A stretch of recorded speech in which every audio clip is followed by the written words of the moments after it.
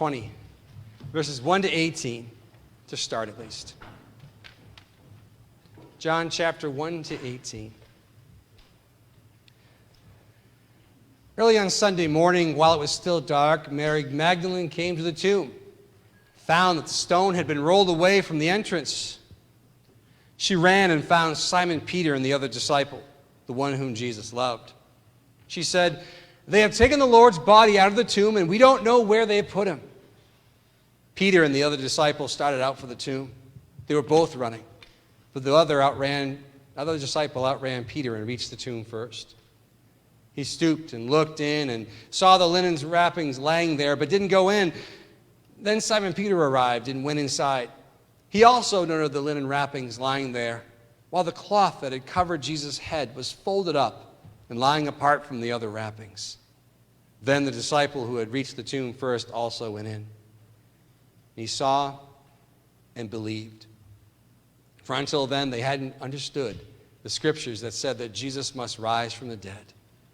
Then they went home. The title of my sermon is She Ran. She ran. She ran 26.2 miles. You say, wait, Mary Magdalene ran 26.2 miles? No, well, she ran too, but I don't think that the tomb was over 26 miles away from where she was staying that night in Jerusalem. I'm talking about someone named Katherine Switzer, and you may never have heard of her. If you've been watching the news lately, you may have seen a little blip about her recently, but Katherine Switzer, some of you probably have never heard of, and I hadn't heard of her either until I was preparing my sermon for today. Well, the year was 1967. 1967, women were not allowed to run in the Boston Marathon, which is being held tomorrow, by the way. They were not allowed to run in 1967, and Katherine Switzer, well, she registered as KV Switzer, not identifying herself as a woman. And so she kind of posed as a man in order to get registered for the Boston Marathon. And she showed up, and when she began to run, race officials tried to remove her from the marathon. One of them frightened her terribly when he grabbed her shoulders and tried to rip off the number from her shirt. Well, her boyfriend shoved the man to the ground, and she finished the race in about 4 hours and 20 minutes. Well, many years later, when she was interviewed, just a few years ago actually, and she said this. She said, I think it's very important for me to say that when I ran that race, I wasn't trying to prove anything. I wanted to run a marathon, and I wanted to run Boston because my coach, Arnie Briggs, had run it 15 times, and I wanted to run it too. And when I trained with the Syracuse men's team, she was in Syracuse University, she trained with the Syracuse men's team, and her coach, Arnie, he told these inspirational stories about what he saw and experienced when he was running Boston. And she said one day it was just Arnie and me running during a blizzard. Of course, this is what marathon runners do. They run in blizzards. And while he told another story, I said, hey, let's stop talking about it and run it. And during that snowy run, he said that women couldn't run a marathon. And she said that was ridiculous. She believed that women could. But at the time, and it's not that long ago, at the time the prevailing mindset and myth was that women were not physiologically able to run 26.2 miles. They said that women couldn't do something that arduous, that it might turn a woman's features into that of a man. This is not that long ago. Well, tell that to Roberta Gibb. Roberta Gibb, the year before, 1966, she hid in the bushes in Hopkinton, Massachusetts. Hid in the bushes on race day. And when the gun went off and the racers were running by, she jumped in from the bushes and ran the entire marathon with the men. She was the first woman to ever run the Boston. And guess what? She didn't turn into a man, believe it or not. Stunning as that might be. Unbelievable. I love pioneers. I just love pioneers because pioneers are people that when told they cannot do something, they do it anyways. As a matter of fact, when you tell them you can't do something, it makes them want to do it all that much more. And they don't wait. This is what I love. They don't wait for permission to do it. They just go ahead and do it. They do it because they want to, and they deserve to, and it's just right to do so. Enter Mary Magdalene from our text today. Well, when Mary came to the tomb, she saw that the stone had been removed from the entrance. And what did she do? She ran. She ran. Easter morning was the moment of truth for the followers of Jesus. You realize until then, until this moment in the text of John, Mary Magdalene wasn't mentioned much in the Gospel of John. Didn't have a lot of writing about her or description of her, but suddenly Mary Magdalene slips into the race right in this part of John. And like Roberta Gibb popping out of the bushes or Katherine Switzer running as KV Switzer, Mary Magdalene makes a dramatic appearance in the Gospel according to John. You see, earlier on the first day of the week, while it was still dark, Mary came to the tomb. She's the first of the followers of Jesus to make this trip. The first one. She arrived before Simon Peter. She arrived before John, who is being talked about in this gospel text here, before any of the other people, any other men. There's Mary Magdalene getting to the tomb. Like any serious runner training for a marathon, she hit the road early, long before dark, about half past dark, as they say. She was out on the road going to the tomb. Verse 1, and second part of verse 1, Mary Magdalene came to the tomb, found that the stone had been rolled away from the entrance. And as you can imagine, this discovery upset her. She assumed that grave robbers had been at work. And that night or the night before, they had rolled the stone away and took the body away. So what did she do? She runs. She ran. She ran back to the rest, and verse 2 says this. Since she ran and found Simon Peter and the other disciple, the one who Jesus loved, that's John, and she said, they've taken the Lord's body out of the tomb, and we don't know where they have put him. Well, notice first of all that she calls Jesus the Lord. And notice also she says to them, we don't know where they have put him. Now, she was probably traveling with others that morning, and the other Gospels have different accounts of this, have her with people in this morning. But I want to look at that word we from a different perspective right now. By calling Jesus the Lord and using the plural we, she's identifying herself as part of the community of Jesus' followers. And I think if you look at the Bible honestly, and you look at the Gospels honestly, clearly there were more than 12 disciples following Jesus. And not all of them were men. Mary took it upon herself to be the messenger. Rather than, swooning or fainting or getting hysterical as many men would accuse women of doing in a crisis situation, she didn't do that at all. She ran. And I don't think she ran like a girl. No. I think she probably ran a lot more like Katherine Switzer did when she ran the Boston Marathon. She didn't ask permission. Mary didn't ask permission. She didn't need to. Although she wasn't on the official team roster of the 12, she wasn't able to get an official disciple number, that day as being one of the 12. She ran anyway because she too was a disciple of Jesus. The first marathon took place in ancient Greece.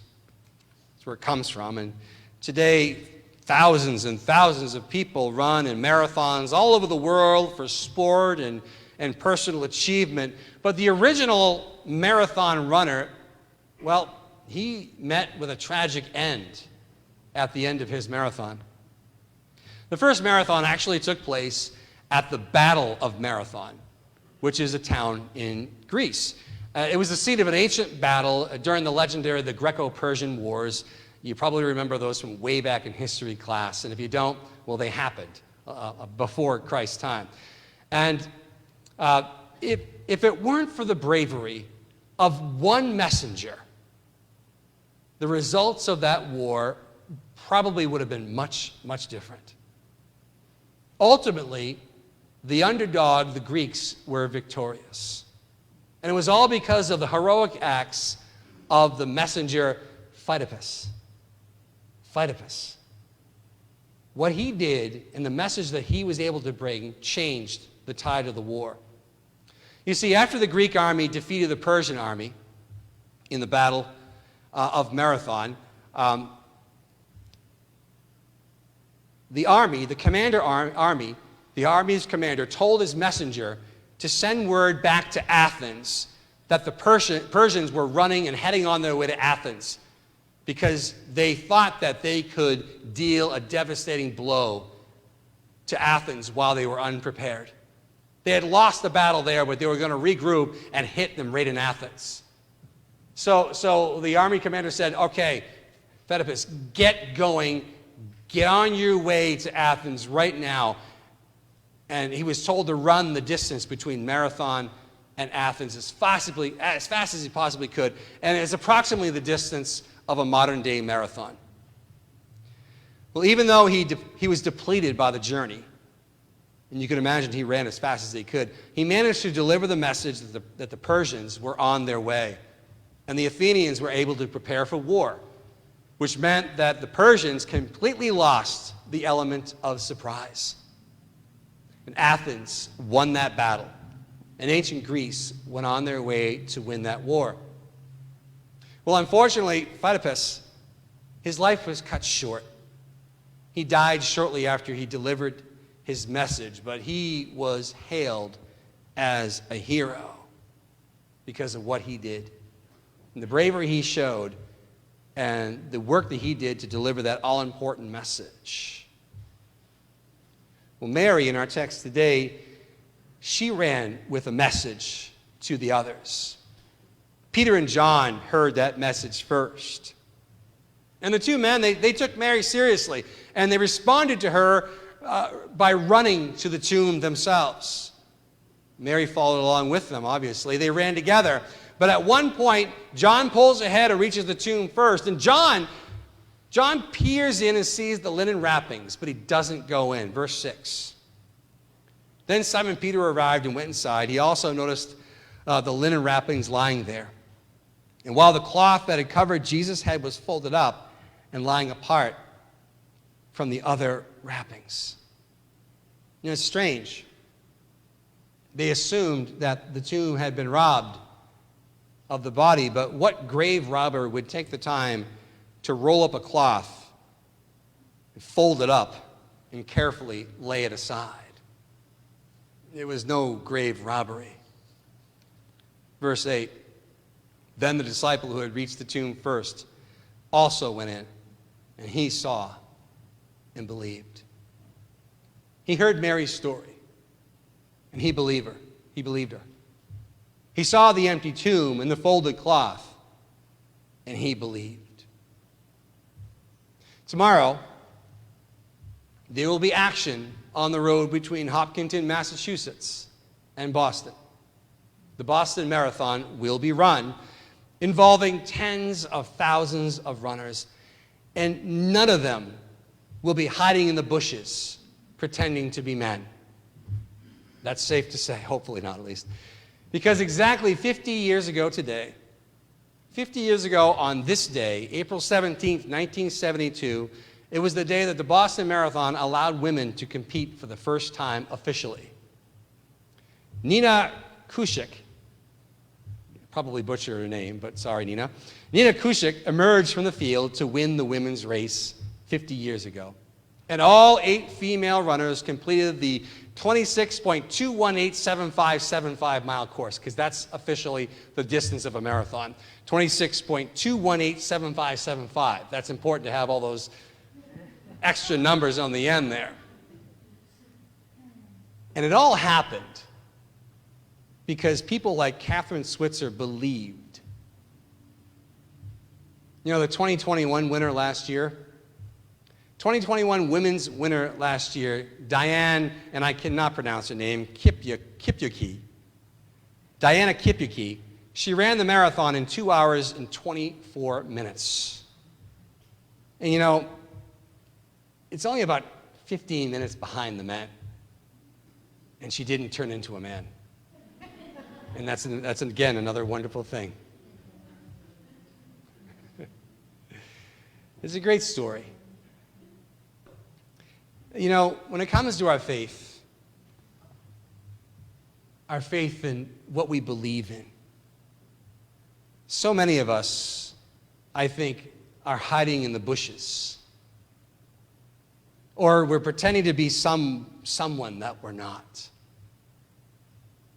Those pioneering women 50 years ago, they had to do that because they weren't allowed to be who they were. But we choose to do it. We are free to be who we want to be.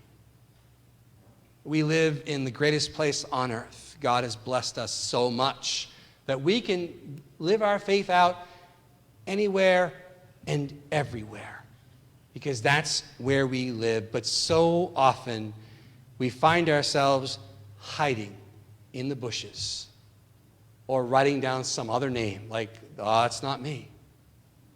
That's not me. Let me just pretend to be somebody else. We choose to do that. And we choose to do it because we don't believe. No, I'm not saying that we don't believe in God or that Jesus rose from the dead. Verse 9, for until then, they still hadn't understood the scriptures that said Jesus must rise from the dead. The disciples believed. They did. But then look what happened. Verse 10. Then they went home. A little small little line in the text right there. Then they went home. It's not time to go home. This is not the time for going home. This is not the time for throwing in the towel. It's not the time to go hide or go incognito. This is the time to live out our faith. You know, people lament, oh, you know, the world has changed so much. It's not the way it used to be. You know what we're saying when we say that? It used to be easy, and now it's not easy, and we don't like that. But I don't remember Jesus ever saying that this life is going to be easy. Never did he say that. I seem to remember Jesus saying something about receiving persecution for our faith, and hardships, and struggle. And we want the America the way it was so that we can have the easy believism that we used to have. Well, everyone's Christian, so it's no problem being a Christian. I don't have to hide in the bushes. God's looking for people that are not going to go home, that are not going to hide, not going to pretend to be someone that they're not. I mean, when we say it all the time, it just doesn't seem like people believe anymore like they used to. Well, what I say to that and what I say to myself when I say that to myself is I say exactly. That means that this is the perfect time to run the race because people don't believe like they used to. This is the time. This is the moment. This is it. Mary ran. Get out there and run that faith race. There are so many ways that you can believe and show your belief in this world. So many ways to be Jesus in this world. And don't just believe here today, this morning, in this sanctuary, and then go home. Don't do that. Understand that this sanctuary is in you. And where you go, you bring Jesus. You bring your belief. You run that race. People say, well, the way the world is, I guess all I can do is just believe in my own home and that's it. No one wants to hear it otherwise. Well, Mary didn't go home. You realize Mary didn't go home? The other disciples, they went home. Mary didn't go home. Verse 11. Mary was standing outside the tomb crying. And as she wept, she stooped and looked in. She saw two white-robed angels, one sitting at the head and the other at the foot of the place where the body of Jesus had been laid. "Dear woman, why are you crying?" the angels asked her. "Because they have taken away my Lord," she replied, "and I don't know where they have put him." She turned to leave and saw someone standing there. It was Jesus, but she didn't recognize him. "Dear woman, why are you crying?" Jesus asked her. "Who are you looking for?" She thought he was the gardener. "Sir," she said, "if you have taken him away, tell me where you have put him, and I'll go and get him." "Mary," Jesus said. And she turned to him and cried out, "Rabboni." "Don't cling to me," Jesus said, "for I haven't yet ascended to the Father. But go find my brothers and tell them, I am ascending to my Father and your Father, to my God and your God." And Mary Magdalene found the disciples and told them, "I have seen the Lord." And then she gave them his message. What did Mary do after that? We don't really know. But something tells me that after this moment, Mary never stopped running. Never did she stop running. She never stopped giving the message to people everywhere around. She never went home, so to speak. She didn't hide in the bushes and she didn't change who she was. She kept running. She stayed at the tomb. She saw the Lord. She's the first one to see the risen Lord. And in reality, I'm going to say this in all reality's sake, Mary became the very first apostle in so many ways. The term apostle literally means one who is sent by Jesus. She was the first one sent because Jesus sent her with a message. And Jesus is still sending people today. Jesus is sending you. So run with that message. Easter is an invitation for us to run for Jesus with his message, to be sent off to be his people in this world. Wherever you are on your personal marathon, know that you're not running this marathon alone. Jesus sees you and he recognizes you. And in the middle of your pain and confusion, he calls you by name. And then he sends you off towards the finish line that lies before you. Hey, Mary is still on the run even today. How is that? Well, her message is still being delivered right here. And our challenge today is to follow her. She ran. You run too. Can you stand with me for our